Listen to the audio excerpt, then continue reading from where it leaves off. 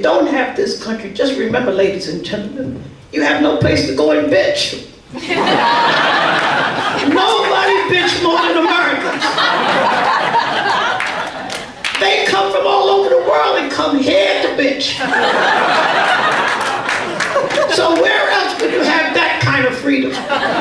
We don't care where you come from. We'll march and protest. We don't even know what the issue is. I'm in my car one day going down Broadway, and the traffic is stopped. I can't go nowhere. We bumper to bumper. And I'm sitting there like this in this cab driver. I say, hey, what's going on? He said, the Armenians are protesting because something happened, genocide, 1923. I can't get downtown for some Armenian. You see, we live in a great country. Wonderful. And I'm so proud to be an American. I'm so proud to be part of that generation that opened the doors. I was part of that wonderful generation. We were the ones that hit the glass ceiling. Joe Louis won a championship. And because of Joe Louis winning the heavyweight championship of the world, which was denied him, every black athlete was able to come through. Out of that, we got Jackie Robinson. Out of that, we got Muhammad Ali. You wouldn't have had that if it wasn't for the fact that Joe Louis didn't become world's heavyweight champion. And I happened to be sitting right beside him in Miami, Florida, when he retired undefeated champion of the world. I was sitting beside the great Joe Louis, and the greatest man I've ever met in my life. The most wonderful man. He opened the doors for all of us, and I was so proud to know him. And it was because of him I'm in Miami, where we had to have a pass to go to the beach. I was sitting there with Joe Louis, Jackie Robinson, Roy Campanella, Thurgood Marshall. We were all living at the same hotel because we couldn't go to no other hotel. And that was because of Joe Louis. So you see, today, all of us are free to do anything we want to do. And it's been a wonderful, wonderful time. Now this next tape, we were getting ready. We come up to the Savoy one day, and this fabulous, fabulous star is up there. We walk in, I said, what the hell is going on? It was Ethel Waters had come to the Savoy Ballroom. She came because she was getting ready to do a show. She had just finished a great Broadway show. And this show was called All Aboard, something like that. She was the star of the show, Erin Berlin show. And she was gonna go on the road, and she wanted to learn how to do the Lindy Hop. So she came to the Savoy to learn how to do the Lindy Hop. And Whitey met her and assigned Frankie to dance with her, to teach her how to do the Lindy Hop. And he assigned me to dance with her escort, Archie Savage, who later became the partner of Katherine Dunham. I taught Archie how to do the Lindy. Frankie taught Ethel Waters. And we started with Ethel Waters from the Apollo Theater. We went across the country, Paramount circuits, and we wound up in Los Angeles at the Paramount Theater. Now, while we're in Los Angeles, in the meantime, they're making a movie with the Marx Brothers. They had finished wrapping it when we got there, and they saw us, and they thought we would be an added addition to that movie. And this is what happened.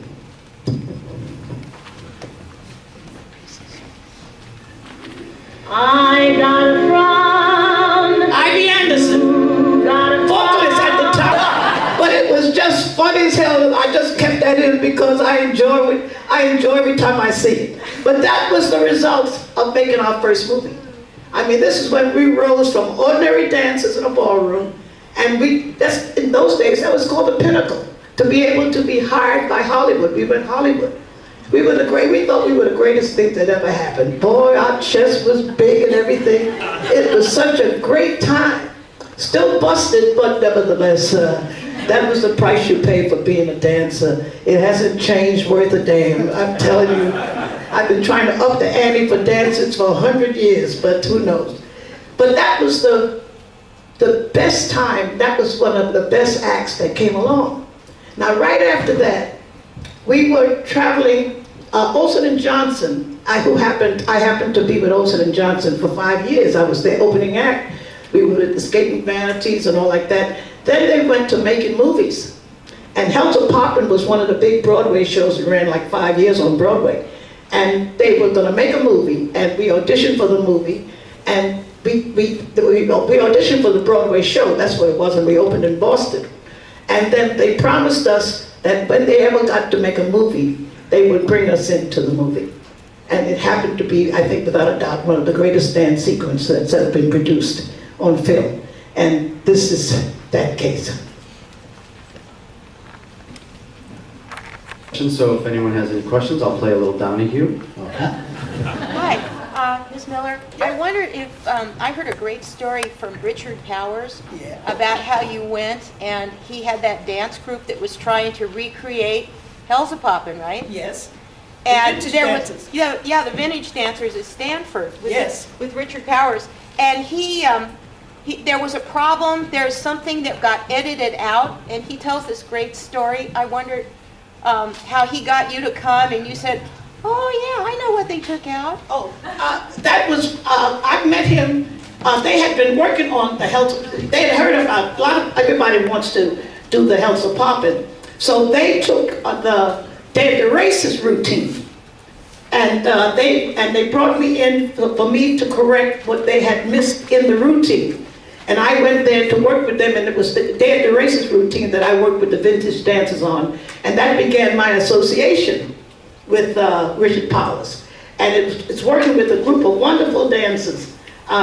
It's wonderful to be able to work with a set of dancers that you can come in and you can choreograph because you know their capabilities. So it was him that called me and wanted me to choreograph for the vintage dancers. And I told him, I said, well, I'd come on one condition, if I could film it.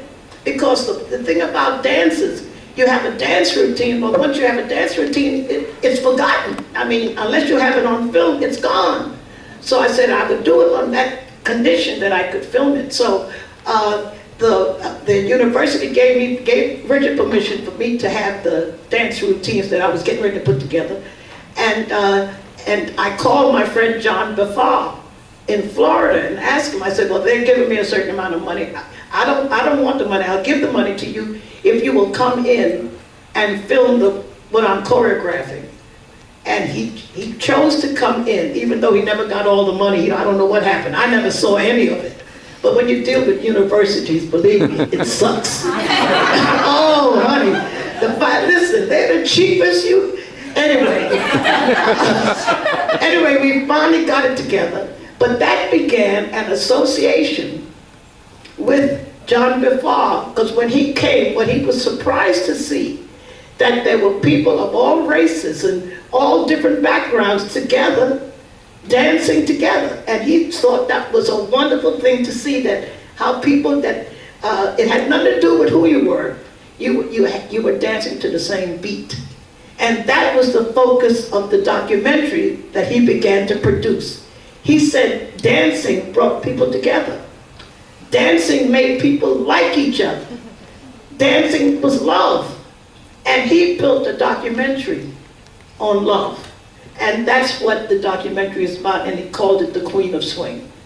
And everybody who's in it felt love about it, and that's something I'm very proud of, and that's what we'll be showing. And that started at Stanford University with Richard Powers. And I was able to sit down and work with one group, and that began the Queen of Swing documentary. Okay? Questions? I'm going to bring the mic over so Norma can hear. Oh. Hi.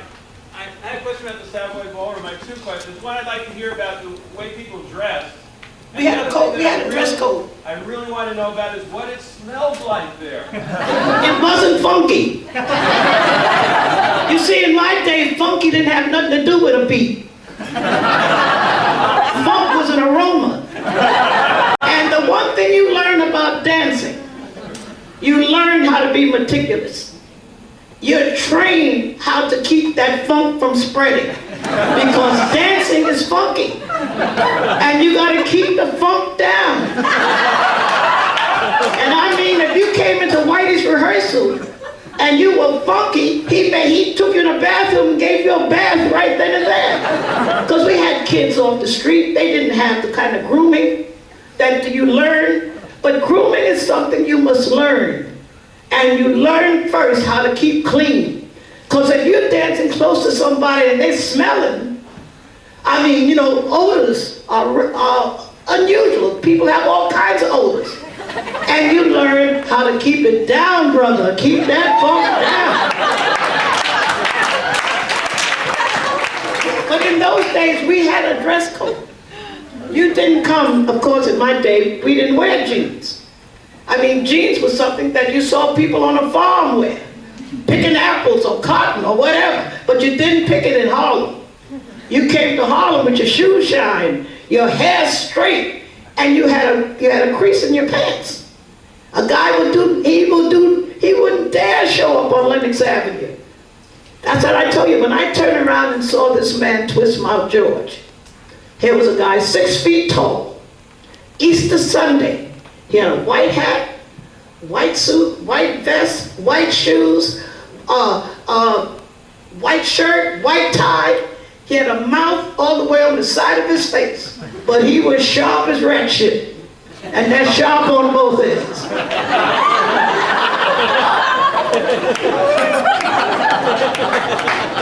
Sorry, but that's just a colloquial statement. Exactly. But I mean, see, dressing was very important to us because we came up. We were the low end of the totem pole. I mean, show business was glamorous, and here we came in with sneakers and all that. People used to say, "Who want them old raggedy Lindy hoppers around?" So we worked hard to change that impression. So we would make sure we was always well dressed. And well dressed is something I've always done all my life. I couldn't understand going out any other way unless I can go before the public the best I can look. Because it's bad enough being ugly, but don't be raggedy and ugly. Can you dig it? Other questions? Yes, Ms. Miller, I had a question about some of the dance sequences on film that we saw. Yes, dear. Were those all taken from one single take? That is, it was shot with multiple cameras, the orchestra? I mean, which are you talking about? The movies? Yes. The first one, remember, we were very inexperienced about cameras. Did the races. We didn't have no say-so or nothing. We came in in a production that's already been set. And all we were told was to get out there and dance. I mean, remember, your knowledge of films and camera has come along since any of us, I never even owned a camera. My point is simply you can do amazing things in the editing booth. Oh, yes. Oh, yes. And I was wondering if that all came from like one performance. Well, are you talking about one particular dance sequence at the moment? Which one are you talking about? Day of the Races or Hells a Poppin'? Let's say Hells a Poppin'. Well, Hells a Poppin' was done, but by that time, we were under the direction of the great Nick Castle. And we had an opportunity of being exposed to the better type of filmmaking than when we were exposed to the first one was Day of the Races. Because I don't even remember seeing the cameraman in Day of the Races. If you notice, the shooting was entirely different. But at Day of the Races, at Hells a Poppin', we had the more experienced director who was used to working with dancers. Because if you look at anything that the Nicholas brothers did, you look at any of the great dance sequence where there were black dancers, more than likely the director was Nick Castle, because he loved us, he loved black dancers, and he helped us, because prior to that, nobody gave a damn about what you did on film. Today, it's a different thing. But we were exposed to some very good technicians. And now I work with a great cameraman. You ought to see what he does with the camera, and I'm not even there. You know, they're doing a film, I'm someplace else, and they're doing a film over here, and they're in the editing room. And I'm surprised. I didn't even know I did it. It's the same way with this book. I didn't have nothing to do with this book. The writer was in Dallas. The illustrator was in Oregon, and I was in Fort Myers. And I saw the book myself for the first time. So you see what they do today with editing and things, it's amazing. So now I got another film, I got another career in producing dance for the camera. And that's what I want to do, that's what I'm doing now. So Norma, how many takes did you do in Helsingfors since it was the new? Well, we were there for 2 weeks. We were there for 2 weeks and we just rehearsed every day. And I think the last 2 days, that's when they came, they brought in the cameras yet. But by the time we got ready for the camera, we were sharp. We were sharp. Everything was, see, remember all our lives we rehearsed every day. Have you been watching Dancing with the Stars and things like that? And have you noticed they take you backstage and show you how they rehearse, how the people go through these rehearsals to learn these routines? That was every day of our life we've spent like that. Now, the very first great dance contest in the world was the Harvest Moon Ball. And you know the history of that was 1935. And here was a time when we did that dance, the categories was the waltz, the foxtrot, the tango, the waltz, the foxtrot, the tango, the rumba, and the Lindy hop. These were the 5 categories of dance for the very first Harvest Moon Ball in 1935.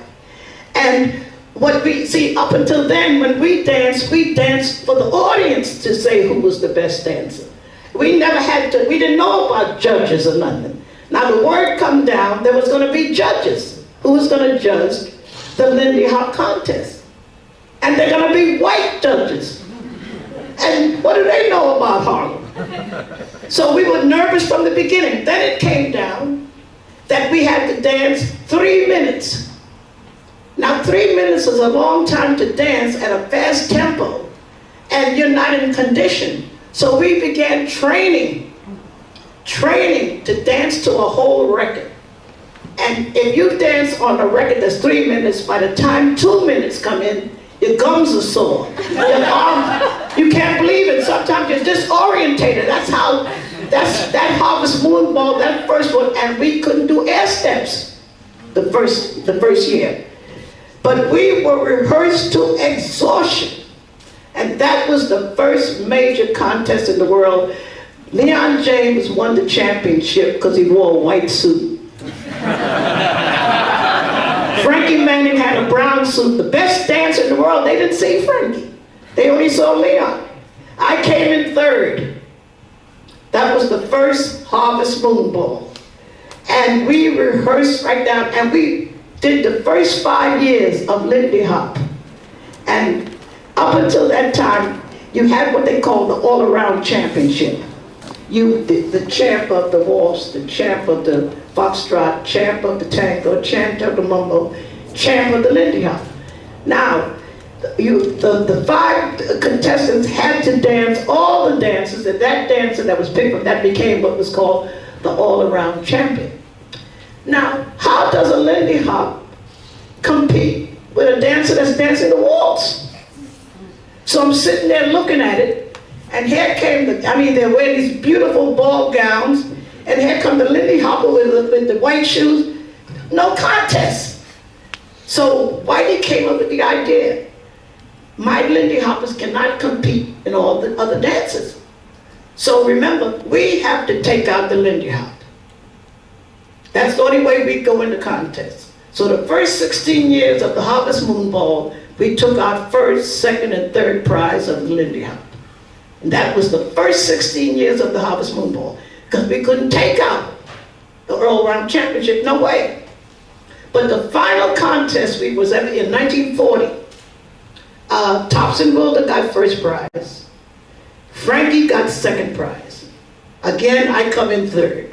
I was always in the top 3. I was somewhere. I didn't always have the best dancing partner.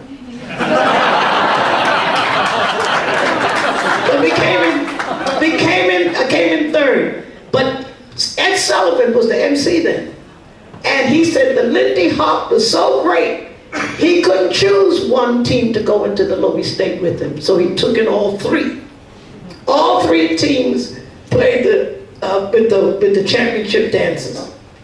Opening day at the Lowy State. This stays in my mind all my life. I never forget this. the champion always, I opened the Lindy Hop sequence, because each dance, the waltz team, waltz champ dance, the so-and-so, right on down to the Lindy Hop, and I opened up the Lindy Hop sequence. Frankie followed me with his partner. And the third dancer was the champion, which was Thompson Wilder. Well, honey, after that first show, Thompson Wilder opened the sequence. I followed him, and Frankie closed, because nobody could follow Frankie Manning when he hit a stage in those days. I mean, Frankie will wipe you out. So there was no contest. So then Frankie closed the sequence, because there's no Lindy Hop in those days that could follow Frankie Manning with the type of routine he did. And you could saw what he did in Hells a Poppin'. It's without enough one of the greatest Lindy Hop routines, because it has such great rhythm. And that's what Frankie had. Frankie has a great sense of rhythm. Was just the best dancer. There were a lot of great, don't misunderstand, there were a lot of great dancers, but there was none better than Frankie. That's what I always said. He was such, to watch him was to know what Lindy Hop should look like, and that was what he did. He was the best. And I still love him for it, because I think he's still the greatest dancer there is, but he could swing better than anyone. He knew it better than anyone. He used to pick our music. He used to pick the tunes. He just knew more about it than only of us. Say, but shit, let Frankie did it, it's okay with me. That's why I'm here today, because Frankie came. I don't get a chance to see him that often. What do you do when your best friend is not around? You know, so all I have is Frankie in my life, and so I get a chance to, they invite me up because, and I say, I come because Frankie's gonna be here. I'm not around him, but just to know he's there is reassuring. You need very few things at the last half of the ninth.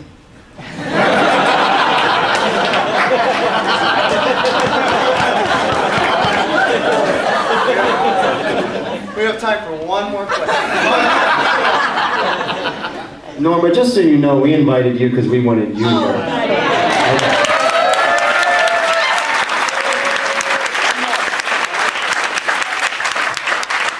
I'm ready? I got a question. We have tonight too, by the way, so don't worry. You know, the gentleman over here mentioned the old swing footage.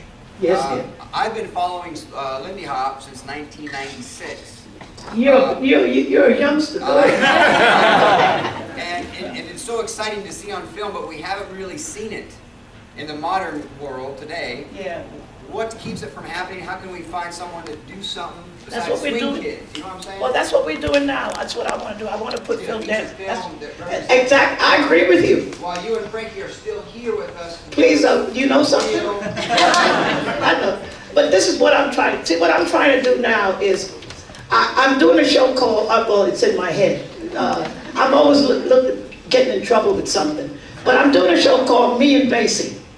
I mean, all the music is Basie, and I'm selecting the teams that will dance to each one of these numbers. And my friend John Bavard, we're going to film each one of the dances, and then we're going to go into an editing room, and you're going to see the dances of today, and you're going to see them on film.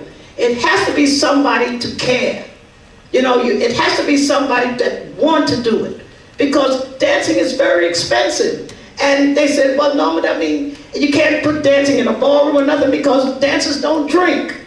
You know, and there's so many things that stand in your way, so I got to find a way to get around that. And the only way is that for me to come with a camera and take the dancers as I can get them and could afford them, and I'll get them in a computer, because they're marvelous things they're doing with graphic arts. And that's what I'm hoping to be able to do behind showing of the documentary. I hope to raise the money to be able to do that, so that these classes, please keep the classes going, because unless you have the classes, I have no way of picking dances, because you got to learn your art here. Whatever it is, you got to learn it here, because when you come to me, you got to be ready. I don't have the time to say, well, you got to do it this way or do it that way. But when you got people like Joel and Frankie and these teachers those of you who are dedicated and want to dance, I'm going to try to find a place to bring you. But I have to go someplace. Like I said, I'm going someplace and make a place for you. That's what I'm going to be doing. And I'm hoping that to put that together, because I continually work with dancers. It's my art, my love, but I don't have the time to teach people how to dance. You have to know how to dance when I'm ready for you, and I said, I want this month, I want this dance, I want that. These teachers can recommend who will do it, because there's no other way of doing it, because collectively, we can't do it because there's no outlet. We have no venue. I can't put you on television because you're not ready. You gotta be ready whenever the opportunity comes. And how do you get ready? You learn your craft. By the time we made our first movie, we were the baddest things out there. I mean, nobody was better. And that's what you have to be, especially a swing dancer, because we are being crowded out. Nobody recommends swing dancing for nothing. So what do we do to draw attention to our music? Listen, honey, this generation don't even recognize Frank Sinatra. They don't even know Sammy Davis Jr. Well, if you don't know these people, you don't know me. So this is what I'm working to try to bring out, let the world see what you can do. And it's what you do here. Response to Ryan Francois was in Broadway? Yeah, the Arthur Murray. What was the response like? Well, did you see the sequence? Did you remember it a minute afterwards? Exactly, that's what happens. You were crowded out. Why? Because all the other dancers outsexed you. There's no sex in Lindy. But watch the other dancers. They're sexy. And the camera is right on the asses.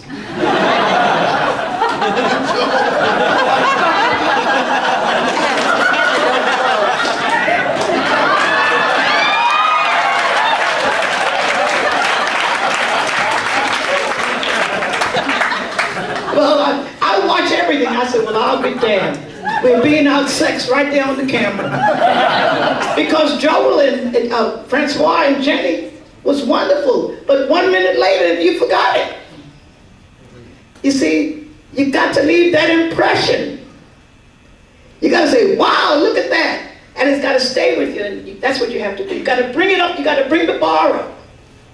You got to bring the bar up. And we're going to bring the bar up. Take your clothes off. It's one way. Yeah. Listen, what they're wearing. Can you see what they're wearing? Listen, I wouldn't trust that kind of a bra. No way. But it's fabulous. Listen, I love what I'm seeing. And I know we can do it. All we got to do is change the bar. I change it to let them listen to another beat, let them listen to another music. And that's what I'm working at. And I got a great producer in Florida that loves swing. And he's proved it with this. I hope when you see the documentary, we're going to give you a small little touch of it tomorrow, which is called the rough cut. And we're going to, I sneaked it out from the studio. And he said to me, he said, you're not showing that show? I said, no, I'm not showing nothing. But you get a chance to get a glimpse of what we're working on. You have to go to film, it's no other way. Okay, thank you so much.